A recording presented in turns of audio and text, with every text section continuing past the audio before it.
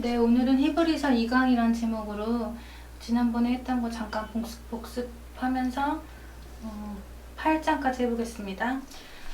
우리가 이제 교회는 반드시 다녀야 하는 건데 가장 중요한 키는 믿음에 있습니다. 그런데 이 믿음 같은 경우도 내 생각으로 믿는 믿음, 또 마음과 감정으로 믿는 믿음, 어떤 체험으로 믿는 믿음, 여러 가지가 있는데요. 성경적인 믿음이 뭐냐 했을 때 확인할 수 있는 구절이 히브리서 1장 1절에서 3절의 내용입니다. 이 히브리서의 지금 상황은, 당시 상황을 보시면은 믿음에 있어서 이 착각신앙을 가지고 있는 사람들한테 이제 문제가 왔을 때 이 배교와 이 타협을 하는데요.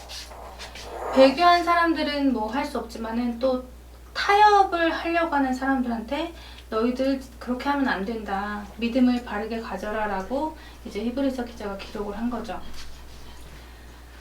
정말 죽음 앞에서도 기쁨으로 이 순교를 하는 그런 믿음으로 승리한 사람들도 분명히 있었지만은 여기서 말하고자 하는 것은 이 배교와 타협 이런 것들은 결국 신앙 착각에서부터 일어나는 일들이고, 그래서 이제 이 히브리서 3장 1절에 분명하게 얘기를 하는 것이 그러므로 함께 하늘의 부르심을 받은 거룩한 형제들아, 우리가 믿는 도리의 사도이시며 대제사장이신 예수를 깊이 생각하라, 이것입니다.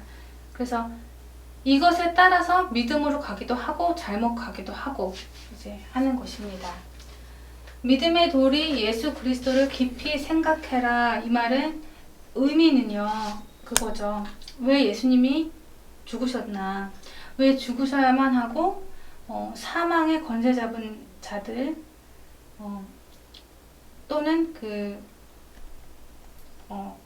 사망의 권세 잡은 자를 왜 없이 하셔야 되냐, 그 의미인 거죠. 지금 이 세상이 그 공중 권세 잡은 자, 그 사망의 권세 잡은 자들, 말하자면은 여기 보시면은 이 잡힌 자들 있고요.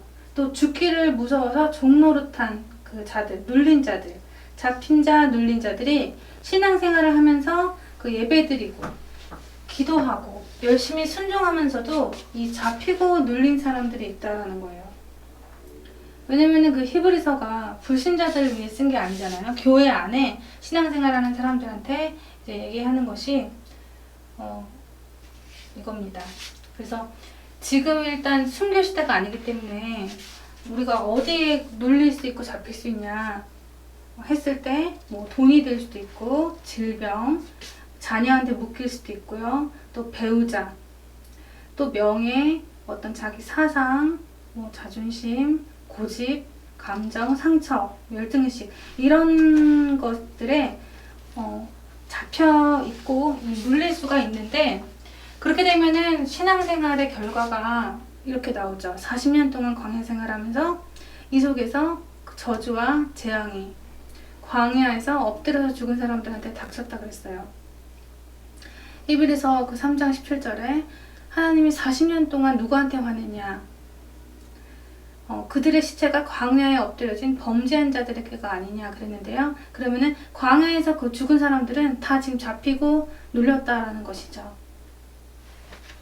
그러면서 이것은 광야의 하나님의 시험은 그들의 불신앙으로 신앙 착각으로 또 잡히고 눌린 걸로 인해서 그 결과를 말하면서 이 길을 가지 말라고 얘기를 해주시는 거죠.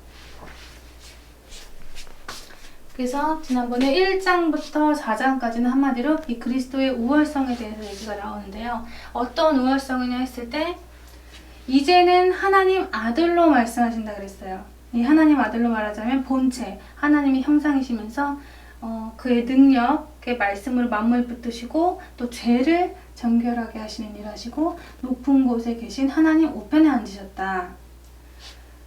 말씀으로 만물을 붙드시고 말씀 안에 능력이 있기 때문에 말씀이 다라는 얘기죠. 그래서 이 말씀 안에 죄를 정결케 하고 높은 곳에 하나님 그 위엄, 힘, 통치, 하나님 보좌 우편에 계시면서 하나님 아들께서 만물을 통치하고 계신다.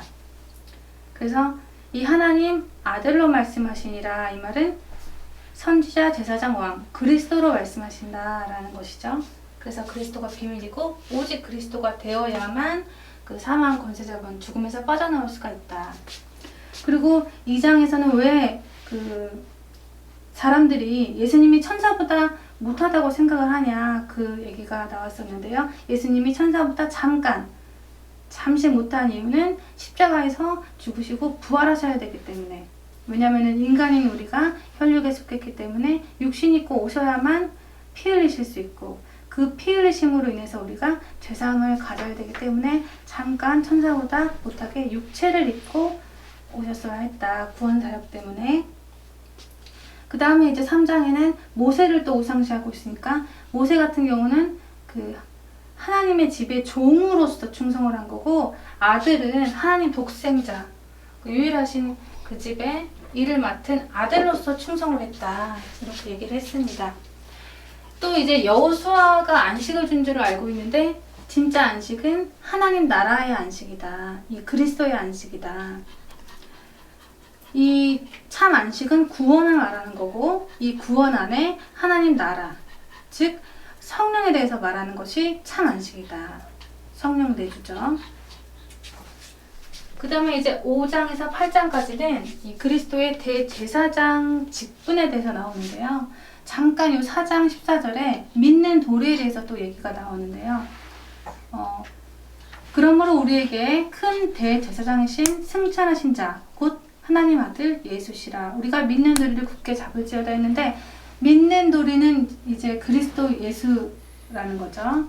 그거를 굳게 잡아라. 계속 강조하면서 이 시험에 대한 얘기가 나오는데, 지금 사람들이 시험 받고 있는데, 이 시험 받는 것도 예수님이 시험을 받았었기 때문에 우리의 그 연약함을 동정하지 못하실 이가 아니다 하면서 돕는 은혜, 도우신다고 했는데요. 그 때가 언제냐면은 우리의 때가 아니라 하나님의 때에 도우신다고 하셨습니다. 5장 1절에서 4절까지는 먼저 그 1절에 그 대제사장마다 사람 가운데서 택한 자이므로 하나님께 속한 일에 사람을 위하여 예물과 속죄하는 제사를 드리게 하나니, 이 말은 이제 그 대제사장은 사람 중에 뽑잖아요. 그 하나님 일 하기 위해서 사람 뽑는데, 사람들을 이제 하나님께 예물을 가지고 속죄하는 그 제사 드리는 일을 하고 있다. 근데 그 제사장들도 인정을 하는 것이 뭐냐면은, 사람들이 또 무식하고 또 그 미혹하는 자들이 많은데, 자기도 인간이기 때문에 이런 것들을 용납할 수 있다라는 그 내용이 나오고요. 그렇기 때문에 그 백성들을 위해서 속죄를 드리지만 자기를 위해서도 이제 속죄를 드리고, 근데 4절에 이 존귀한 대제사장 직분은 아무나 스스로 취할 수 있는 게 아니고 오직 아론과 같이 하나님의 부르심을 받은 자라야 설 수 있다. 네, 이렇게 나오죠. 그래서 이렇게 육신적인 대제사장도 하나님이 주권적으로 이렇게 선택을 해서 뽑아 세우는데, 하물며 이제 예수 그리스도 같은 경우는 더 말할 것도 없이 이제 너는 내 아들이라 내가 너를 낳았다 이렇게 말하면서요. 하나님 주권적으로 아들을 뽑아 세우셨다라는 것을 이제 강조하기 위해서 설명한 내용이 이제 5절, 6절에 이제 나오고 있습니다. 그러고서 이제 우리가 중요하게 봐야 될 것이 8절에요. 그가 아들이시면서도 그 받으신 고난으로 순종함을 배워, 그러는데 고난을 통해서 아들은 순종을 배웠다라는 것입니다. 그래서 우리도 어떤 환난이나 그런 어떤 문제가 있다면은 그 속에서 하나님께 순종함을 배우는 것이다. 그러면서 이제 9절에 온전하게 되었은즉 자기를 순종하는 모든 자에게 영원한 구원의 근거가 되고 그랬는데요. 구원의 근거. 우리는 구원의 근거이면서 그 믿음의 근거를 가지고 믿으라는 것입니다. 그리스도죠. 하나님 아들 십자가 부활. 그래서 성경적인 근거가 없이 그냥 믿고, 성경적인 근거 없이 성령 인도받았다 그러고, 성경적인 근거 없이 뭐 응답받았다고 한다면은 결국은 믿긴 믿지만 성경적으로 믿는 것이 아니고 잘못 믿게 되기 때문에, 그렇게 되면은 문제가 왔을 때 거기 묶이고 눌리고 잡히고 그렇게 되기 때문에 믿는 도리를 제대로 잡으라고 이제 하시는 거죠. 모든 자에게 영원한 구원의 근원이 되시면서 이 10절의 중요한 얘기가요. 그 하나님께 그 멜기세덱의 반차를 쫓는 대제사장이라 칭하심을 받으셨기 때문이다 그러는데요. 좀 전에 얘기했던 것처럼 많은 제사장들도 그 직분을 아무나 자기 스스로 취할 수 있는 게 아니고 하나님의 부르심을 받은 자라야만 살 수 있다. 근데 하물며 그리스도, 하나님 아들도 스스로 그리스도가 되고 대제사장이 되겠냐? 그럴 수 없대요. 그 예수 그리스도도 스스로 된 것이 아니라 멜기세덱의 반차를 쫓는 대제사장이라고 칭하심을 받으셨기 때문이다. 이렇게 하나님께서 인정을 했어요. 그래서 이 말을 해놓고 잠깐 말을 멈추고 다른 얘기를 하는 게 이제 5장 11절에서 여기 2절. 그 멜기세덱에 관하여서는 우리가 할 말이 많으나 듣는 것이 해석하기 어렵기 때문에 그런데요. 믿음이 없는 것에 대한 책망을 먼저 얘기를 하시면서 영적 성장이 되지 않는 것에 대한 갈망이 이제 12절에 때가 오래되었으므로 너희가 마땅히 선생이 되었을 터인데 이렇게 나오죠. 그래서 그 신앙생활을 오래 했으면은 이미 남들을 가르칠 만큼 선생이 되었을 텐데 너희가 다시 하나님 말씀에 초보가 되어서 그 누구에게 가르침을 받아야 될 어리석은 자가 됐다. 단단한 음식은 못 먹고 젖이나 먹어야 할 자가 되었도다. 이렇게 얘기를 하고 있습니다. 그러면서 이제 그 6장의 1절에 읽어보면요. 그러므로 우리가 그리스도의 도의 초보를 버리고 죽은 자의 행실을 회개해라. 더 중요한 거 4절에 한 번 빛을 받고 하늘의 은사를 맛보고 성령에 참여한 바 되고, 이게 이제 그 영접 성령이 내주됐다는 얘기죠. 성령에 이제 참여한 바 되었다라는 것은 성령의 사역에 조금 참여하고 있었다. 근데 5절에 하나님의 선한 말씀과 내세의 능력을 맛보고도, 6절 타락한 자들은 다시 새롭게 하여 회개할 수 없나니 이는 그들이 하나님의 아들을 다시 십자가에 못 박아 드러내놓고 욕되게 함이라. 현재 그 복음 지속 못하는 배교와 타협은 예수님을 또 한 번 십자가에 못 박는 일이라고 얘기를 하고 있습니다. 그러면서 히브리서 기자가 간절히 원하는 것은 11절에 너희가 각 사람에게 동일하게 부지런을 나타내서 말하자면 게으르지 않고 믿음과 오래 참음으로 약속들을 기업으로 받는 자들을 본받는 자 되게 하려는 거다. 이 말을 갖다가 이제 아브라함을 예를 들어서 여기 이제 말씀을 하시죠. 6장 13절에서 20절에 맹세, 언약, 보증 이런 단어를 쓰시면서 다시 한번 그 믿음에 굳게 서도록 나오는데, 13절에 하나님은 아브라함에게 약속하실 때 자기보다 더 큰 자가 없으므로 자기를 가리켜 맹세했다. 내가 반드시 너에게 복주고 복주며 번성케 하고 번성케 한다 하셨습니다. 복주고 복주며 그리스도의 복이죠. 번성케 하고 번성케 한다. 전도자의 삶의 복을 말하는 거죠. 저가 이같이 오래 참여 약속받았다. 사람들은 자기보다 더 큰 자를 가리켜 맹세하나니 맹세는 다투는 모든 일의 최후 확정이라. 하나님은 약속을 기업으로 받는 자들에게 그 뜻이 변치 않음을 충분히 나타내시려고 그 일을 맹세로 보증까지 했다. 이는 하나님이 거짓말할 수 없는 이 두 가지 변치 못할 사실을 인해서 앞서 있는 소망을 얻으려고 피난처를 찾은 우리에게 큰 안위를 받게 하려 하심이라. 이제 막 그 배교하고 환경에서 움직이고 막 이런저런 일이 흔들리지 않게 하기 위해서 아들을 통해서 십자가를 맹세하고 성령으로 보증을 했다.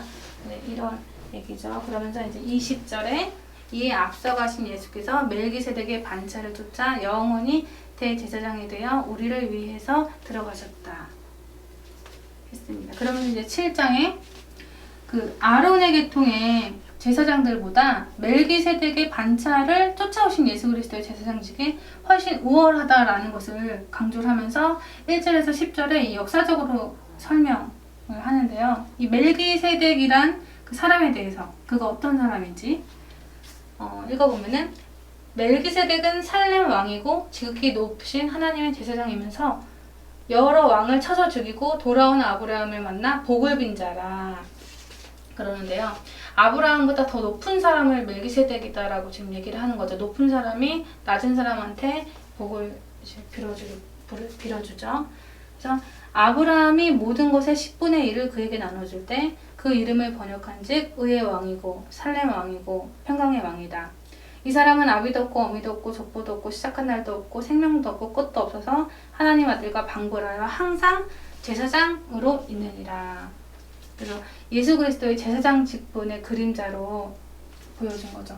이 교리적 설명은 24절에 레위 족보로 온 제사장은 불완전하지만은 예수 그리스도의 제사장직은 멜기세덱의 반차를 따라왔기 때문에 영원히 완전하다. 그래서 그 멜기세덱이 훨씬 우월하다 논증을 하는데 예수께서 제사장이 된 것은 맹세 없이 된 것이 아니죠. 구약의 그 제사장들은 예언된 제사장이 아니잖아요. 그 예언된 제사장 직분이 없고 근데 예수 그리스도의 제사장직은 예언이 되었다. 약속이 된 분이다. 23절에 저희 제사장이 된 수요가 많은 것은 구약의 제사장들 그 수요가 많은데 그 숫자가 많은 것은 뭐냐면은 죽음으로 인해서 항상 잊지 못하잖아요. 그런데 24절에 예수는 영원히 계심으로 그 제사장 직분도 갈리지 않는다. 그러면서 이제 25절에 그러므로 자기를 힘입어 하나님께 나아가는 자들을 온전히 구원하실 수 있고 이는 그가 항상 살아계셔서 그들을 위하여 간구하심이라. 네, 그 우리가 영접한 순간에 영원한 제사장으로 계시고 우리를 위해서 계속 간구하시는 분이시래요. 그래서 우리가 기도할 때 예수 이름으로 기도를 하는 거죠. 그러면은 그분께서 그 우리를 위해서 제사장 역할을 계속 하시는 거예요. 그래서 이제 8장에 보면요. 제사장 직을 얘기를 하면서 옛 언약에 대해서 이제 반복을 하는데 9장부터는 이제 새 언약이 나오고요. 옛 언약에서 우리가 봐야 할 성경 구절이 이 5절하고 6절입니다. 저희가 그 섬기는 것을 하늘에 있는 것이 모형과 그림자라. 구약에 그 제사장 섬긴 것은 모형과 그림자예요. 그 모세가 장막아지를 할 때 지시하심을 얻은 것 같으니 이르시되 삼가 모든 것을 산에서 내게 보이던 보물 쫓아 지으라 하셨느니라. 그 하나님이 계시한 대로 성막도 짓고 뭐 했지만은 그런 것들은 결국 다 그림자다. 옛 언약, 약속이다. 6절에 그러나 그가 더 아름다운 직분을 얻으셨으니 이는 더 좋은 약속으로 세우신 더 좋은 언약의 증거시니라. 7절 첫째 언약이 무음하였더라면 둘째 것을 요구할 일이 없었으려니와. 첫째 언약이 흠이 없었다면 두 번째 언약은 세우지 않았다라는 거죠. 13절 새 언약이라 말씀하셨으니 첫째 것은 낡아지게 한 것이니 낡아지고 쇠한 것은 없어지는 것이라. 그래서 구약의 모든 것은 사실 없어졌다라고 말하지만은 예수 그리스도로 말미암아 완성이 된 거다. 모든 것이 완성됐다. 율법도 방주도 언약궤도 다 완성이 됐다.